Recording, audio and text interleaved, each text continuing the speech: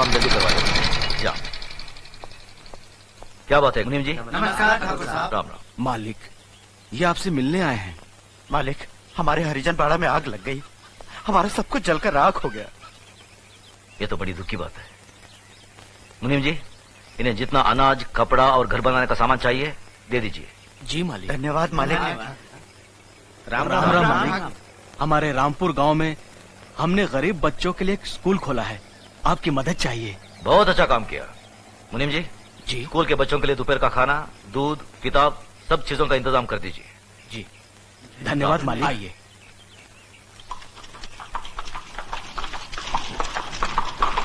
अरे मोनू आ रहे हैं। धनराज। जी बाबूजी। तुम्हारी बुआ आ रही है, उनके बेटे का इंतजाम कराओ। जी बाबूजी। ठीक है जाओ। आओ बहन, आओ आओ। पाए लागू भैया। जीती रहो। नमस्ते बुआ जी। बैठो। खुश रहो। क्या बात है, इतनी धूप में यहाँ? भैया भैया वो कल पंचायत है। मालूम है। मुजरिम मेरा बेटा जगन्नाथ है। वो भी मालूम है। फैसला आप ही सुनाने वाले हैं।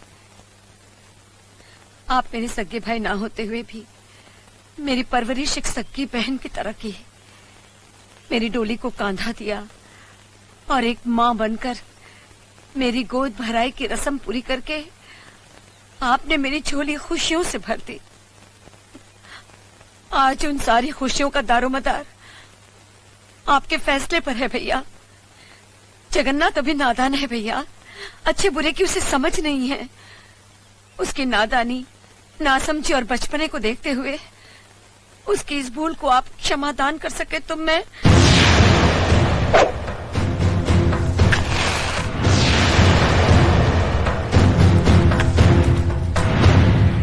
धर्मराज। जी बाबूजी। घर की तिजोरी में तुम्हारी माँ का जितना भी सोना पड़ा है उसे हमारी बहन को दे दो।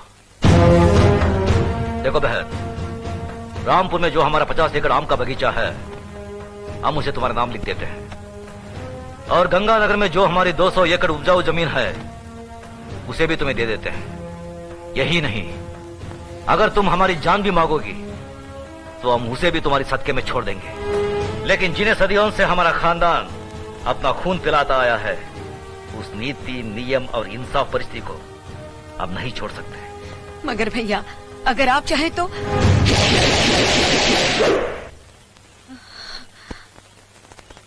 मैं जानती थी भैया कि आप अपने उसूलों और खानदान के आन से नहीं हटेंगे। मैं तो सिर्फ अपने आप को तसल्ली देने आई थी कि अगर मैं आकर आपसे विनती करती तो शायद आप अपना फैसला बदल देते। अपनी औलाद के मामले में माँ बहुत स्वार्थी होती है। अगर मुझसे कोई भूल हो गई हो तो माफ करना भैया।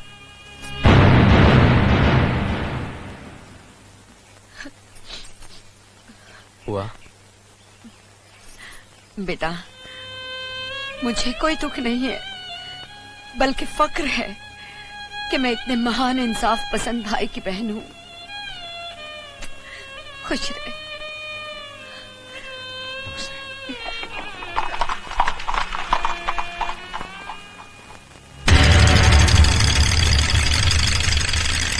अरे रामू, जल्दी से बग्घी तैयार कर, ठाकुर साहब पंचायत के लिए निकल रहे हैं।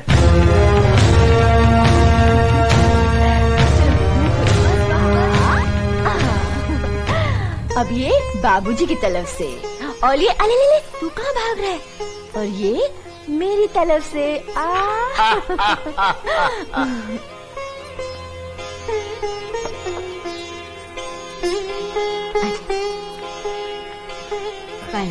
खुश रहो। अर्जुन और नकुल के लिए तुम्हारा प्यार देखकर हमारा दिल बाग बाग हो गया। अपनी भाभी से कोई देवर इतना प्यार कहाँ पाता है? बाबूजी, देवर भी तो भाभी के बच्चे ही होते हैं। वाह बहू वाह, कितनी ऊंची बात कही। सदा सुखी रहो। धर्मराज बेटे, हम बहुत भाग्यवान हैं जो हमें देवी जैसी बहू मिली। बेटे एक बात याद रखना, जब भी तुम घर से बाहर जाओ बहू के हाथ से दही शक्कर जरूर खा के जाना, शुभ होता है। जी बाबूजी। चलो।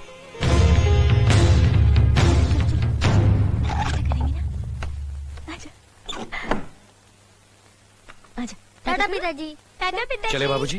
चलो।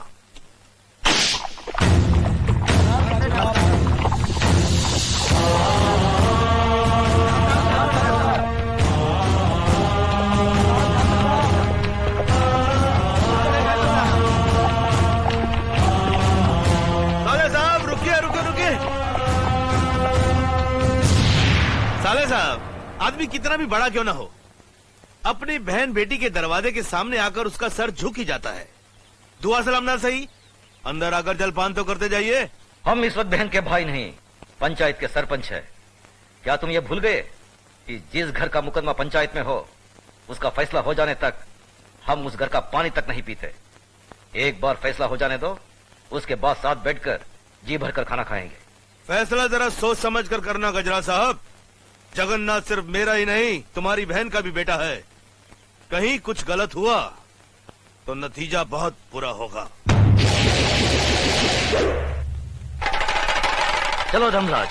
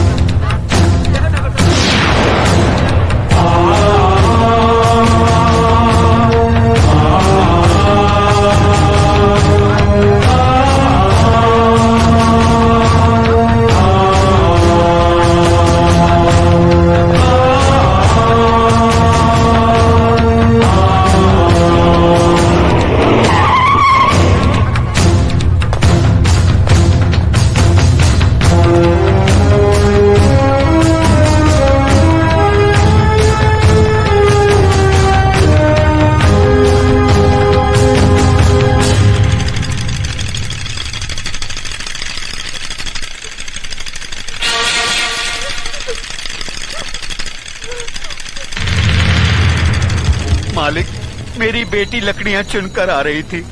रंजीत सिंह के बेटे जगन्नाथ ठाकुर ने इसकी इज्जत लूट ली। हम गरीब हैं, इज्जत के सिवा हमारे पास कुछ नहीं है। अब कौन इससे शादी करेगा? अब कौन इसका हाथ थामेगा? आप न्यायमूर्ति हैं, आप ही फैसला कीजिए मालिक।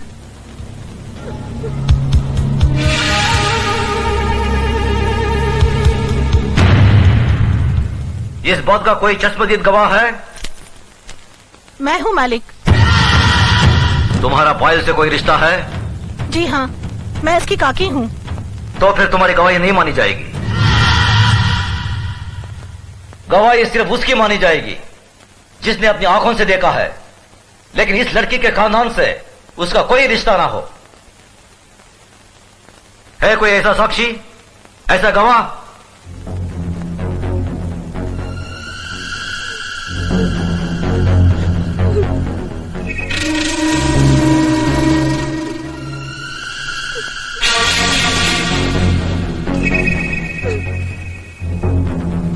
मैं हूँ मालिक। मैंने देखा है। तुमने क्या देखा है बेटे? मैंने देखा कि ये इस दीदी को जबरदस्ती अपने कंधे पे उठाकर पंपशीट में ले गया और दरवाजा बंद कर दिया। ये बचाओ बचाओ चिल्ला रही थी, मगर वहाँ कोई नहीं था।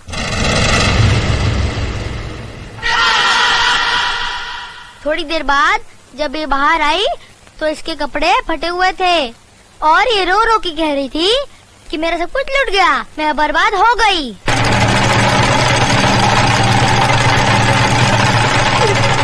जगन्नाथ, कमीने कुत्ते, तूने इन गरीबों को क्या समझा है? ये वो गरीब मजदूर हैं जिनके खून पसीने की बरकत से हमारी धरती पर हरियाली जागती है। हमारे सर पर जमींदारी का ताज इन्हीं गरीबों की बदौलत है, जिसके बदले में उन्हें 2 वक्त की रोटी 2 गज की चादर मिलती है। और तूने उसी चादर में घुसकर इस गरीब की इज्जत लूट ली। फिर तुझ में और जानवर में क्या फर्क रहा? मुनीम जी, देवी माँ के मंदिर से सिंदूर ले आओ। जी मालिक। पायल, तुम इधर आओ। जिन हाथों से मजबूर करके इस कमीने ने तुम्हारी इज्जत लूटी, आज ये उन्हीं हाथों से तुम्हारी मांग भरेगा, तुम्हें अपनी पत्नी बनाएगा। यह हमारा फैसला है। गजराज, अपना फैसला बदल दे। आंखें मत दिखा। ये रीछ जिसके पांव अगर मेरी हवेली के फर्श पर पड़े तो फर्श गंदा हो जाए, इस 2% की लड़की को तुम मेरे घर की बहू बना रहे हो। तो नहीं जानता, जमींदारों में तो ऐसी बातें होती ही रहती हैं। मजदूर औरतों और मालिकों के बीच में ऐसे खेल तो अक्सर होते रहते हैं। कोई अपनी बीवी नहीं बनाता उन्हें। खामोश! मजदूर औरतों की इज्जत जमींदारों के बाप दादाओं के कोई जागीर नहीं होती जिसे वो अपनी मनमानी करे, रोन दे, कुचले। इज्जत इज्जत होती है, चाहे वो किसी ठाकुर की बेटी हो या किसी मजदूर की। पागल हो गया तू? तुझे इंसाफ करने की अकल नहीं है। तेरा अंजाम बहुत बुरा होगा गजराज।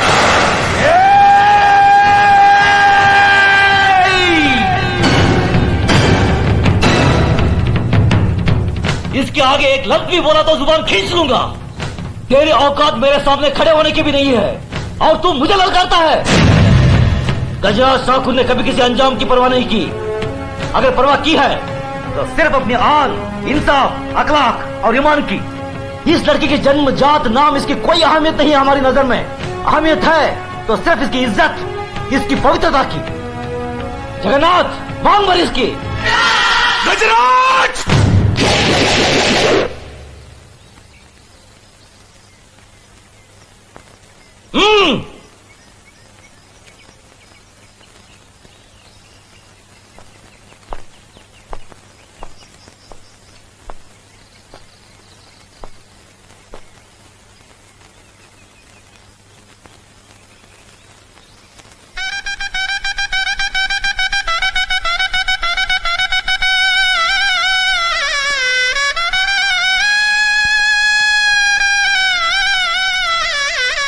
सदा सकीर हो बेटी। जगन्नाथ, अगर तुमने इसे कोई तकलीफ दी तो हमसे बुरा कोई नहीं होगा।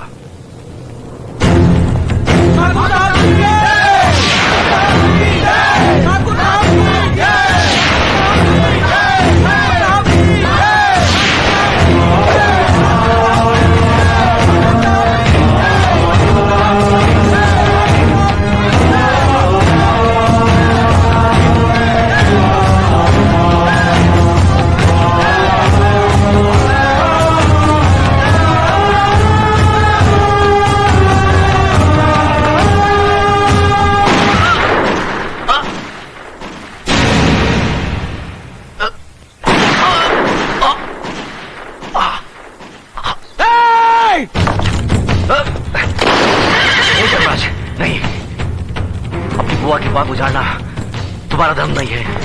बाबूजी, बाबूजी! भैया! मेरे भाई को मार डाला, मेरे देवता समान भाई को मार डाला। ये क्या किया तुमने? ये कैसा अनर्थ किया?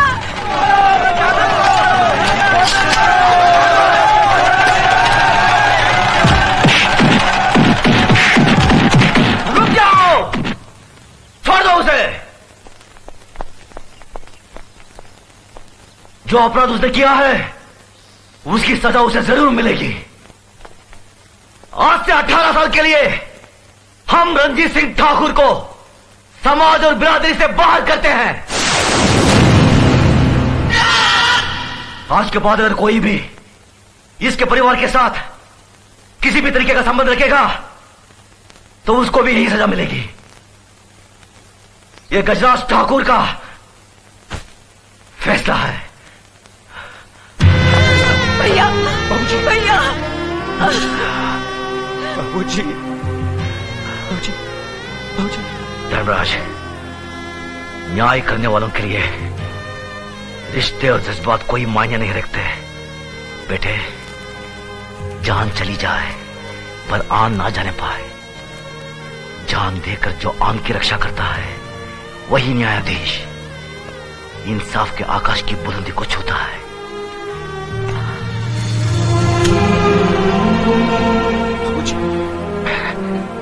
धर्मराज, आज से हम भरतपुर कस्बे के न्याय और इंसाफ की बागडोर तुम्हें सौंपते हैं। याद रखो बेटे, जिस दिन भी तुमने अनजाने में भी गलत फैसला किया तो समझ लो वही दिन तुम्हारी जिंदगी का आखिरी दिन होगा।